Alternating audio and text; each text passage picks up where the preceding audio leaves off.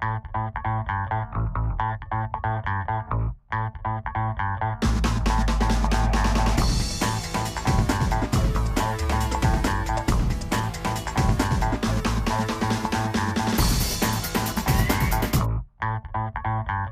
Sphere project came at a particular moment in history right after the Rwanda genocide.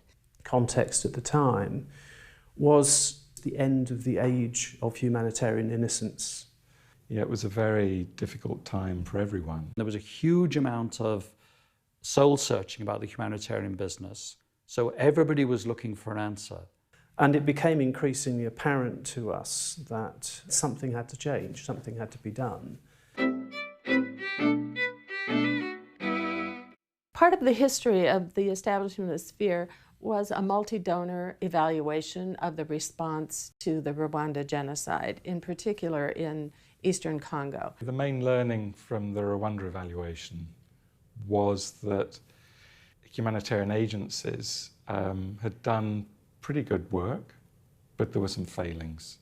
40,000 people died of cholera under our noses in Goma in the first 4 weeks of that crisis. There were definitely agencies working in the camps in Goma and Bukavu in eastern Zaire that were not competent, that were not professional, and they should not have been allowed access to those populations. We on the NGO side were also looking at how we could quantify what we said in the Code of Conduct. The Red Cross and the NGO Code of Conduct came out of initially a searching on the part of Red Cross and Red Crescent societies. It was the first time, I think, that the humanitarian community had attempted to lay down some sort of global sense of how it should behave. The NGO Code of Conduct is ethical principles, but the question is, what does that look like when you're actually implementing work? Once the Code of Conduct had been produced, the sort of obvious next step was, well, if this is how you should behave, then what is it you should be doing? You want the true story? Peter Walker from the Federation, the IFRC, and myself, who I was then Emergencies Director in Oxfam GB, met a number of times. Okay, so Sphere actually started with a six-pack of beer on a mountainside in Switzerland. To discuss policy issues, operational issues associated with the difficulties of that situation, and the response. A guy came, Nick Stockton, who at the time was working for Oxfam, and myself, and quite literally we were sitting on this hillside and just thinking, well, what do we need to do to move this business forward? And we said, well, we need to go more than the Code of Conduct. And that's where we started. And I can remember in that afternoon, we drafted out, well, what should this look like? And together we knocked up a project proposal, I think in 1995. We then managed to get the Steering Committee for Humanitarian Response, which was this amalgam of big networked NGOs.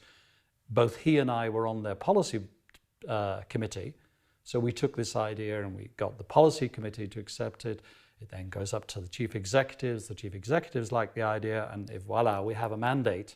At the same time, there'd been an initiative in the USA, and out of that had come a set of proposals for developing standards, which Interaction, the US NGO consortium, was running. And in a meeting that we held in Geneva, I think in early '97, both sides of the Atlantic, as it were involved in this, the SCHR and Interaction, and also, I think I'm right in saying ICVA and Voice were involved fairly early on. We had a discussion about these different strands of initiatives that were going on and thought, well, it would be better to try and pull this into a single project, which is what we did. It became known as the Sphere project after the first project manager, Susan Purdin, came up with that name. I had been thinking about the standards project and trying to figure out how to label it. So I played with the words, standards project, humanitarian, so S, P, H, and finally I came to call it Sphere. So the image of the globe, the name Sphere, its ability to be translated into other languages, the idea was that it was a global effort. when we started working on it, the real, I think, motive became, can we turn this around? And instead of this being all about what do agencies do, how can we make this into something which is about what do people caught up in crisis have a right to expect? What would you expect from the people who come to assist you? Do you expect them to be competent? Of course you do, because you're putting your life in their hands. So how do you define that competency? And it seemed to us at the time that the way to capture this notion of competence was to lay down some sort of minimal standard, not one that is rigorous in terms of thou shalt deliver 2,000 calories or whatever, but something that allows people to understand what it is they're trying to achieve with their programming. And we knew it was about that which people really need to stay alive: food, water, health, shelter. In the process of developing standards in the different topic areas, the effort was to bring together the thoughts of all the best minds who are conducting humanitarian work and try to develop a consensus on what the standards should be for best practice in doing the work. And trying to do that in the period of a one-year timeline was daunting. When we were close to having final versions of the standards, when we wanted to test, to take them out to the field and see what people thought. So there were meetings in Sarajevo and Harare, in places that had had an humanitarian emergency, to test with the people on the ground what their impressions were. One of the decisions we made was not to take all the resources necessary in order to accomplish the one-year project from an individual donor. But what we did was solicit resources from the top 10, 12 humanitarian donors. The idea of having multiple donors and multiple agencies was so that it would be a product of all of the actors in the humanitarian enterprise. The Humanitarian Charter was there primarily as a means to address the question, who are we? So what we were trying to grasp at is, what are we doing this for? Is this just because we want to feel good about being competent and thus professional, and we want to set professional standards? Well, no, it's because you sincerely believe that the people you are assisting actually have a right. They have a right to life with dignity. That's why you do this stuff.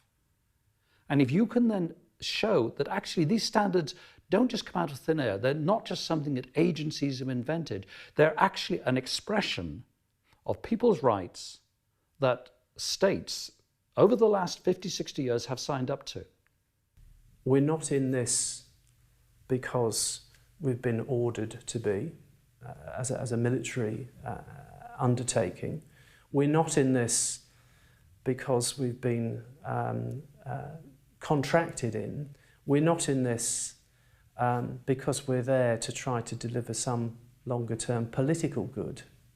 We're here to do our best to uphold the rights of all people, because that's what our organisations have a moral and ethical contract to deliver on.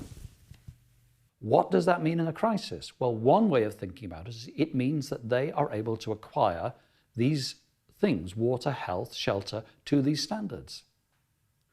And that really matters, that sense that it's about people's rights, not just about a technical standard.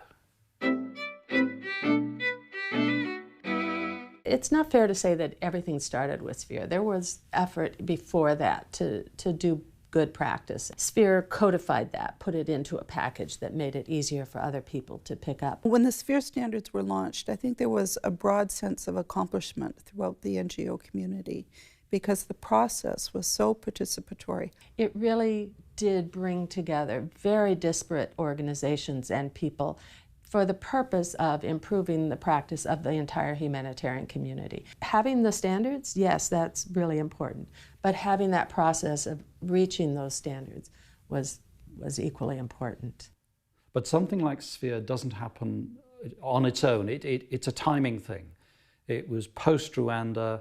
It was a sense that agencies had to change. Well, the commitment of the organizations that were part of that first management team was absolute. it was seen to be a critically important responsibility, I think, that these organizations had as leaders in the humanitarian sector. When Sphere started, if you think about the people who were involved, they were all relatively young. They all came out of a very sort of action-oriented background. They were somewhat anti-establishment, right? There was mavericks. Those are the sort of people who end up in aid agencies. It was a small group of people who were incredibly creative, imaginative, had a lot of expertise, a lot of knowledge, and were willing to put aside their own organizational boundaries in order to do something together.